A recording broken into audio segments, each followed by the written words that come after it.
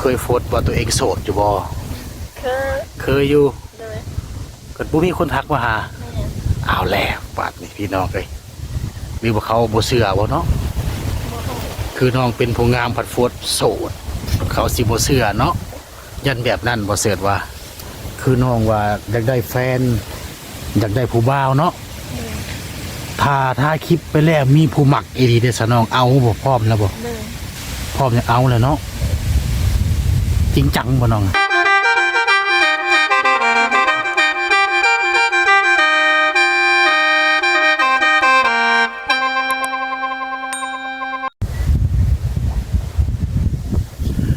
เจ้าสบายดีผู้ที่ติดตามเลยครับชมบ่เสิร์ช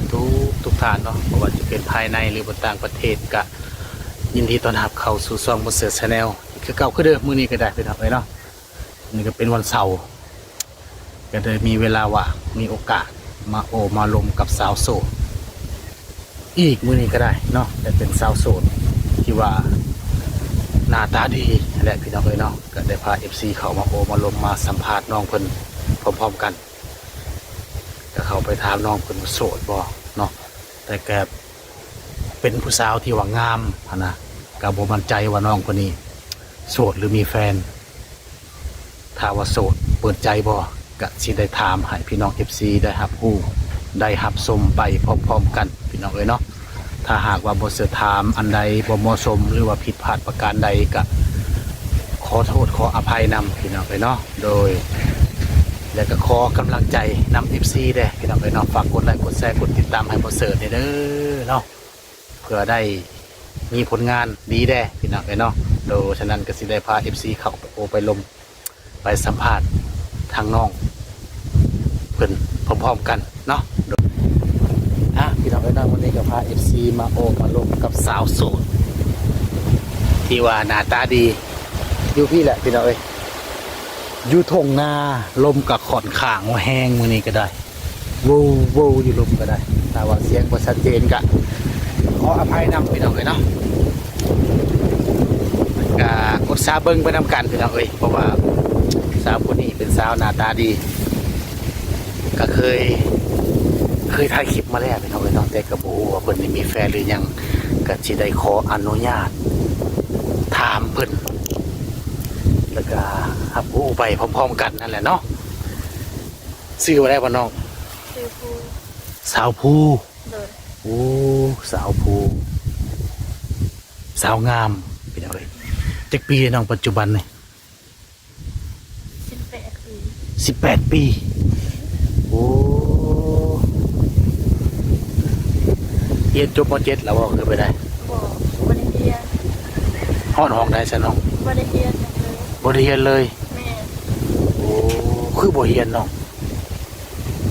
พ่อแม่พานอนนาแล้วบ่ได้เข้าไปบ้านแม่คือบ่ได้เรียนหนังสือโดยพี่น้องสาวภูอายุ18 ปีปัจจุบันพิเศษก็คือเป็นสาวที่ว่าหน้าตาดีเห็ดหน้าแต่ละปีนี่นอนหน้าประจำเลยพ่อน้องคือช่วงนี้แล้วเขาแล้วนั่นก็บ่ได้เข้าบ้านนอนนามันก็หนาวลมพัดวีอยู่ไปสิกูรู้สึกว่าหนาวอยู่บ่กลางคืนหนาวคนหนาวเลยแหละคนหนาวเลยแหละเนาะแม่โอ้โดยพี่น้องเลยคือว่าเขานอนบ้านซะเนาะมีแต่พ่อกับแม่กับเอื้อยนอนนาน้องบ่ได้นอนนาบ่น้องนอนบ้านตื่นแล้วมานาค่ำแล้วเข้าบ้านคือช่วงนี้เฮ็ดหยังจะอยู่นาคือมาอยู่นามาอยู่ซื่อแม่โอ้โดยพี่น้องเนาะคิดว่าน้องก็นอนนานำกันบ่ได้นอนมื้อนอนก็นอนอยู่อีกแต่มือได้ขี้คันย่างมือก็นอนย่างบ่หรือขี่รถจักรบ่ย่างมือย่างมาโอ้ไกลกว่ามือนี่แต่หน้าน้องหาบ้านนี่จักกิโลไกลประมาณ5-6 กิโลได้เนาะโอ้มือคนเดียวมาคนเดียวเอาแล้วมือหน้าบ่เสิร์ชสิมาย่างเป็นหมู่เนาะบ่คิดย่านบ่ซะน้องอันจอกน้องเพิ่นพี่น้องเอ้ยบ่คิดย่านบ่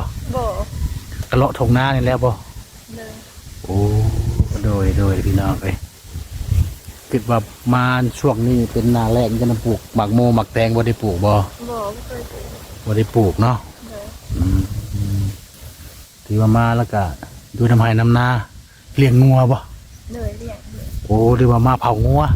ไม่ได้เผามันมาเองมัน ค่ำแล้วกันมาเองมัน เลย โอ้จันว่าช่วง3 โมงหรือ4 โมงไปหาก็บ่ได้ไปเนาะ บางมื้อก็ไปมัน โอ้ บ่มา โดยพี่น้องเลยเนาะเกินว่ามันยังสาวงามบ้านป่าพี่น้องเอ้ยน้องภูก็ได้ ผ่านมานี่เคยไปไทยหรือว่าเนาะ เคยไปอยู่เทื่อนึง ไปเทื่อนึง แม่ ดนแล้วว่าไปหรือหากมาวันละว่า2 ปี แต่ไปมั ได้ น แล้วปีหนึง โอ้ได้ละปี1 ปีปลาย เลย ไปตอนนั้นนี่มีพาสปอร์ตบ่หรือบ่ได้ บอก บ่มี เฮ็ดบัตรข้าวไป เฮ็ดเจียขาวไป แม่ ดูดนปานใดอยู่ ก็บ่เฮิงหา6 เดือนเลย เอาเดือนแล้วก็มา เลย โอ้ บ่มีงานเฮ็ดก็เลยขึ้นมา อันก่อนจะไปน้องไปได้จ้ะบ่มีงานน้องหับ ไปเลาะหางานบ่สิบ่ แม่ละสาวเอาไปนำ โอ้ไปนำนาสาว แม่ ไปแล้ว ไปในระยะ4-5 เดือนบ่มีงานเฮ็ดเลยบ่หรือว่าเฮ็ดแล้วตกงานแล้วมาบ่มีงาน มันเฮ็ดบ่ได้ฮะนะก็เลยมา โอ้เฮ็ดบ่ได้ก็เลยมา เลย เฮ็ดงานหยังน้องตอนไป งานร้านอาหาร งานอาหาร เลย โอ้อาหารกับผู้บ่าวเขามากินหลายเลยซะมีเฉพาะผู้บ่าวหน้าตาดีๆก็ มีอยู่ ก็แอบปิ๊งเขาอยู่ว่าแหละ คือว่าเขาเป็นคนต่างดาวเนาะก็ต้องเห็นหน้าที่ทั้งตอนน่ะเสิร์ฟบ่คือแบบครับได้ครับเสิร์ฟอาหารบ่ แม่น โอ้เสิร์ฟอาหาร โดยเสร็จใน4-5 เดือนแล้วก็เกือบว่าบ่ไหวเนาะ แม่น แล้วก็เลยมาอยู่น้ำพอน้ำแม่ เลย โอ้สาวผู้นี่เป็นลูกสาวผู้ที่เท่าใด ลูกหลาน เอาแล้วพี่น้องเอ้ยเนาะลูกสาวหลานเขาว่านี่งามกว่าหมู่นี่ แม่นบ่เนาะ บ่ฮู้ หรือว่าเอื้อยก็มีบ่เอื้อยก็มีบ่ อย่างนะ เอื้อยของเจ้าก็มีบ่ มี อ้ายก็มี แม่น โอ้ถือว่าน้องนี่เป็นผู้งามกว่าหมู่ เป็นลูกหลานเลย โอ้เป็นลูกหลานเป็นผู้งามกว่าเอื้อยอีก โดยพี่น้องเอ้ยเนาะถือว่ามาอยู่หน้าประจำ เลย มาซุมวิวกับว่าแม่นพี่น้องเอ้ยเนาะเพราะว่าช่วงนี้ก็เป็นช่วงที่ว่าว่างหั่นแหละแล้วเขาวแล้วน้ำแล้วก็บ่ได้เฮ็ดหยังน้องเนาะ เลย ได้เข้าวหลายอยู่บ่ปีนี้ ได้เข้าหาที ได้เข้าว50 ศอก เลย อยู่เพื่อนำกันเลยหลายคนบ่ บ่ร้าย ปัจจุบันนี่ฮอดบ่6 คน แม่นฮอด โอ้หา6 คนเนาะ เลย โอ้โดย50 ศอกได้เข้าว50 ศอกพี่น้องเอ้ยตอนนี้ได้ทราบบ่ขึ้นจากไปอีกบ่ไทยนะ ที่จะไป ขึ้นจากไปอยู่ เลย งานที่น้องมักนี่งานหยังซะน้อง งานมันจะเฮ็ด อันยังก็เฮ็ดเนาะ เลย โอ้ถือว่าตอนนั้นเฮ็ดงานอาหารนี่บ่ไหวก็เลยขึ้นมา เลย ตอนนี้ก็คิดอยากกลับไปหาเฮ็ดเวียกอีกอยู่ เลยไป โอ้คือบ่ไปซะเนาะ บ่มีเงินลง โอ้บ่มีบัตร เลย เฮ็ดบัตรนี่แพงบ่เฮ็ดบัตรนี่ บ่เคยเห็น โอ้ยังบ่เคยเฮ็ดบ่ฮู้เนาะอืมถ้าว่ามีพาสปอร์ตนี่ไป เลย โอ้ขาดแต่อย่างเดียวนี่เนาะ เลย คือปัจจุบันนี่คือน้องอยู่เฮือนอยู่บ้านจังซี่นี่มีบ่รายได้ก็ได้หาเงินหาคำแบบใด บ่บ่ได้เฮ็ดหยัง บ่ได้เฮ็ดหยัง แล้ว คอยทำแม่เนาะ เลย โอ้เลยสิจักหน่อยว่าจะตื้มบัตรโทรหาผู้บ่าวขอนะแม่ อืมคือว่าเฮาอยู่บ้านเฮาคือว่าแหละมันแบบงานบ่หลายเนาะก็เลยเป็นคนว่างงานพี่น้องเอ้ยแต่บ่ได้ไปทางใดลมก็แห้งพี่น้องเอ้ยเนาะถ้ามันบ่แจ้งก็ขออภัยนำน้องภูก็เป็นคนที่แบบเว้าบ่อยากดังปานใดเด้ แต่กระเบื้องความงามเอาพี่น้องเอ้ย กินข้าวเที่ยงแล้วป่น้องวะ กินเหล้า โอ้กินข้าวกับหยังมัน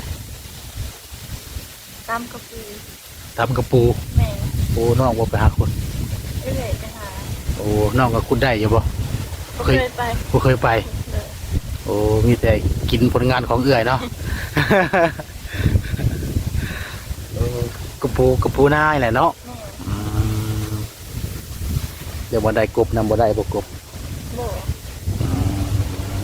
โดยคือน้องเป็นผู้งามแบบซี่นี่นะผู้บ่าวนี่คือละมีแหละน้องเนาะ บ่มี ฮะ บ่มี บ่มี เลยยังบ่มีไป ว้าวคือเป็นผู้งามคักแน่ก็อยากได้อยู่บ่ล่ะอยากมีอยู่ฮะ เลย อยากมีอยู่ เลย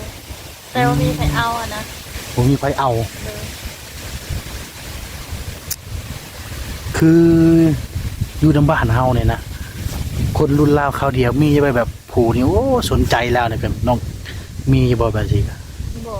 บ่มีไผแบบคิดสนใจเลย บ่มี โอ้เลยดูพี่น้องเนาะปกติผู้สาวงามแบบนี้นี่ครบระดับ3 คนพร้อมกัน แต่น้องผู้นี่บ่มีเลยเพิ่นว่าเนาะก็เรื่องผู้บ่าวหรือว่าแฟนนี่ก็อยากได้อยู่ เลย เคยมีอยู่บ่น้องที่ผ่านมานี่ เคยมี เคยมีอยู่ เลย โอ้แต่ตอนนี้นี่โสด แม่ อนุญาตทำตอนนั้นนี่ไผบอกเลิกไผ บ่ฮู้ น้องบ่หรือผู้บ่าวบอกเลิก ผู้บ่าว เอาแล้วเราคือผู้จักความแต่เนาะ ก็คือผู้จักความที่ได้ผู้สาวงามยังบอกเลิกโอ้ตั้งแต่นั้นแล้วก็บ่มีผู้บ่าวเลย เลย ก็เลยโสดมา บัดนี้ก็เลยคิดอยากได้แฟนอยากมีผู้บ่าวน้ำเพิ่นอยู่เนาะแต่ก็บ่มีคนมาล้มโอ้โทรศัพท์นี่ก็มีใช้อยู่บ่ซะเนาะ มีแต่โทรศัพท์เอ้ย ใช้โทรศัพท์เอื้อยบ่คุมื้อนี่โอ้ โทรศัพท์มันตาย อาจจะเป็นสาเหตุที่บ่มีผู้บ่าวพี่น้องเอ้ยเนาะโทรศัพท์กับใช้น้ำเอื้อย แม่ผลิตน้ำการกำลัง โอลินน้ำกัน แม่ ถ้าเอื้อยเฮ็ดไปเฮ็ดเวียกกับปะกับน้องลินโอ้ถ้าน้องไปเฮ็ดเวียกก็คือสิแม่นเอื้อยลิน เลย บัตรผู้บ่าวโทรมาก็เอื้อยสิหับก่อนหรือน้องสิหับก่อนบัตร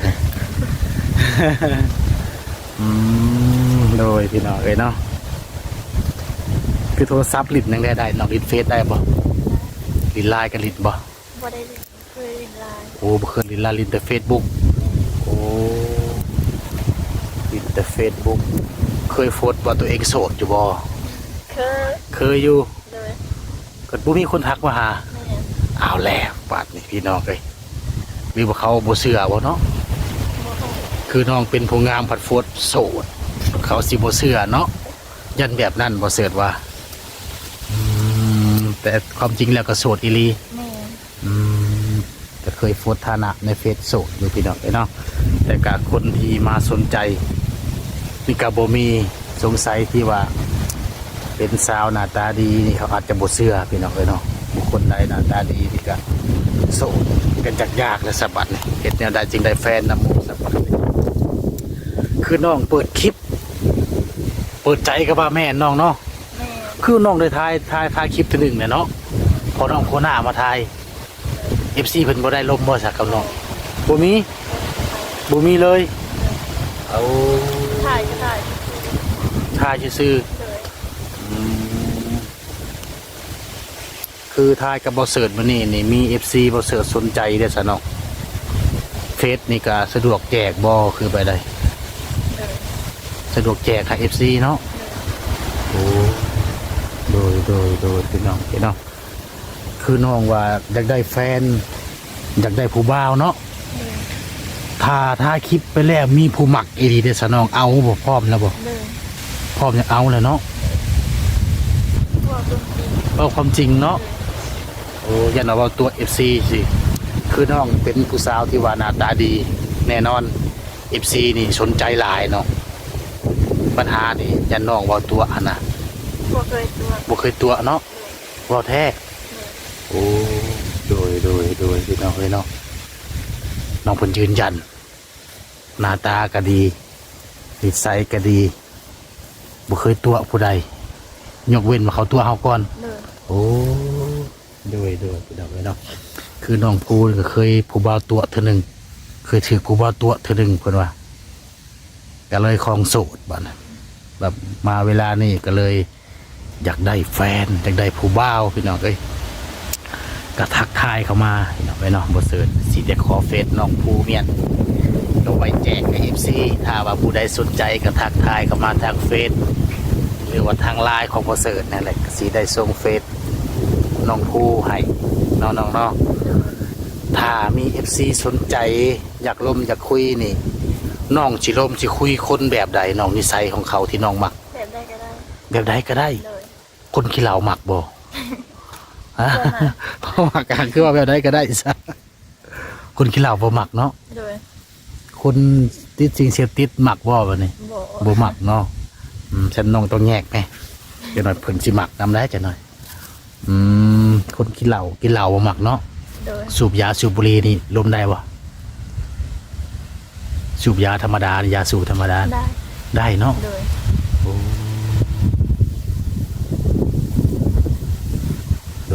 โดยพี่น้องไปแบบใดก็ได้ ยกเว้นแต่ติดเหล้าลาย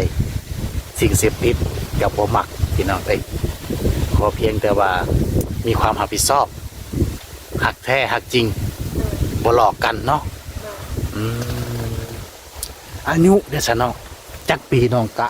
ล้มแล้วเอาเป็นแฟนได้ ทำได้ก็คุยได้ ซ้ำได้ก็คุยได้ เลย คือเว่าไปนั่นเนาะ ปั๊บผู้80เดือสาล้มบ่อยู่80 หาที่ตามที่คุยได้ ซ้ำ60 ปีลงมานี่ล้มได้บ่คุยได้บ่สัก50เนาะโอ้ถ้ามี50 ปี60 ปี เห็นน้องเปิดใจไปสิที่มัก เพิ่นมักจะได้น้องเป็นแฟน เป็นเมียน้องสิเอาได้บ่คนมีอายุซ้ำนี่ จะยังบ่ฮู้ ลมมังกร เลย โอ้โดยพี่น้องเลยขอลมขอคุยเบิ่งก่อนจึงตัดสินใจ เลย อืมคนหล่อกับคนบ่หล่อน้องมักคนแบบใดตัดสินใจเบิ่งน้องมักแบบผู้หนึงนี่หล่อผู้หนึงนี่หน้าตาขี้เหร่แต่มักน้องคือกันน้องสิเลือกผู้ใดแบบไหนเลือกคนหล่อหรือเลือกคนหน้าตาขี้เหร่ เลือกก็รอ เลือกคนหล่อ เลย อืมน้องภูเลือกคนหล่อพี่น้องเอ้ยถือว่าผู้ได้หน้าตาขี้เหร่ในกระมดชิดแมันบ่ เลย เรียกว่าลมได้คุยได้บ่ เลย ลองเบิ่งเนาะ เลย โดยมีโอกาสพี่น้องเอ้ยเลือกคนหล่อพิเศษละคนหล่อหน้าตาดีนี่ลมแน่นอน หน้าตาซัมโบเซอร์ที่ผ่านบ่ทำหมักน้องขนาด เลย ผ่าน มีโอกาสพี่น้องเอ้ย FC ก็ได้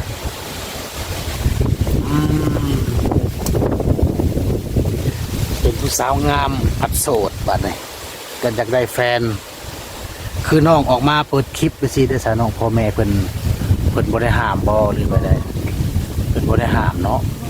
โอ้ยันโอ้ปล่อยตายแล้วนั่นสิบ่ได้เว้าเนาะ บ่ แต่เพิ่นฮู้บ่แหละฮู้เนาะ เลย โอ้เนื้อเพิ่นได้ลูกเคยมาเห็นเรียกสวยบ่คือไปได้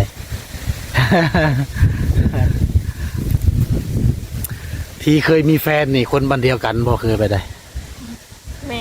โอ้ บ่เป็นบ้าน คนบ้านใกล้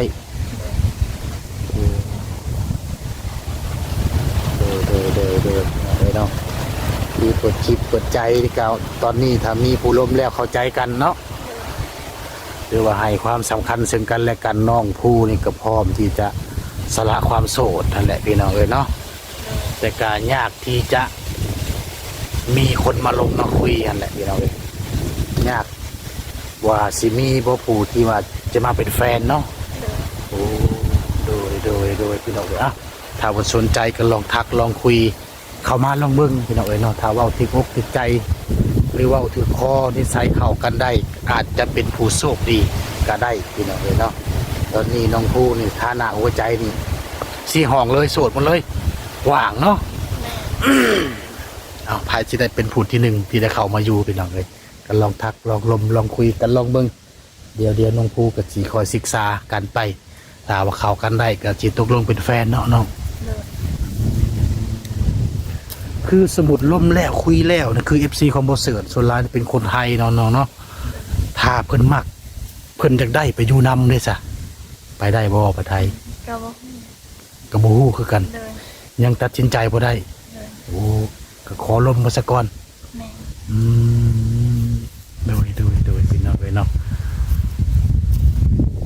คือน้องเปิดคลิปบ่สินะคนลาวเห็นแล้วคนลาวมักคนไทยเห็นแล้วคนไทยมักพร้อมกันเลยนี่ เห็นคลิปบ่เสิร์ชคลิปนี่น้องสิเลือกลมคนทางใด บ่ฮู้ บ่ฮู้อีกอันแล้วอะติเอาสองคนนี่มักคนไทยก็มักคนลาวก็มักเห็นคลิปโอ้น้องภูนี่เปิดใจสมมุติแล้วลมนี่แล้วลมนี่แห้งอีหลีเลยขนาดนั่งบังคันนาค่อนข้างว่าสูงอยู่แต่ก็ลมนี่แห้งอยู่พี่น้องเนาะก็สิได้เอาซ้ำนี่ก่อนเลยพี่น้องน้องมื้อนี้ก็คือว่าแหละอากาศเฮาก็ค่อนข้างว่าหนาวมื้อนี้ก็ได้น้องภูเพิ่นก็ยังใช้เสื้อแขนสั้นคือว่าแล้วพุ่นว่าผู้สาวนี่บ่จักหนาว ผู้บ่าวนี่บ่จักร้อนบ่น้องคือไปได้โดยพี่น้องเนาะเดี๋ยวFC เฮาแม่นผู้ใดสิเป็นผู้โชคดีผู้ใดสิได้มาย่างตามหลังเพิ่นย่างเมื่อบ้านย่างมาหน้าพี่น้องเอ้ยว่าน้องภูนี่ย่างซุมื้อย่างเมื่อบ้านค่ำแล้วก็ได้ ตอนเช้าก็ย่างมาหน้าซุมื้อผู้นอนเฮือนผู้เดียวบ่ย่านผีบ่เนาะ บ่ บ่ย่านเนาะเฮือนเฮาเองโอ้นอนอยู่เฮือนอยู่หยังผู้บ่าวบ่ได้มาลิ้นมาเที่ยวบ่ บ่มีผู้บ่าว บ่มีผู้บ่าวมาลิ้น แม่ โอ้ยันว่าเขาห้อง ขึ้นไปนั่งลิ้นนั่งลมบ่แม่นติบ่มีเนาะ บ่เคยมี บ่เคยมีเลย เลย โอ้ถ้าน้องถ่ายคลิปมื้อนี้ มี FC สนใจอยากมาลิ้นมาเที่ยวนำนอกเด้จ้ะมาเยี่ยมมายามนี่ก็มาได้บ่เคยไปได้ แม่ก็มา ได้เนาะยินดีต้อนรับคือเห็นน้องปลาน้องภูนี่ก็เลี้ยงปลาหลายอยู่เนาะ บ่ได้ใส่ บ่ได้ปล่อยปลาบ่ แม่ โอ้คิดว่าซื้อปลามาปล่อยเอาซับนี้ก่อนใส่ไปหน่อยเนาะก็คอมเมนต์มาพี่น้องเอ้ยเนาะถ้าบ่เสิร์ชถามอะไรบ่ครบถ้วนก็คอมเมนต์ในคลิปมาบ่เสิร์ชไว้โอกาสหน้าได้มาสอบถามให้มาอัปเดตให้ก็ได้เนาะถ้าว่าสนใจจะมาลินมาเที่ยวก็ทักทายมาลองเบิ่งน้องภูเพิ่นสิให้มาบ่หรือว่าแนวใดก็ร่วมกันเบิ่งหรือว่ายินดีบ่เสิร์ชก็ยินดีที่จะนำทางพามาถ้าว่าเป็น FC อยากมาลินมาเที่ยวแหละพี่น้องเนาะโดยสบายดี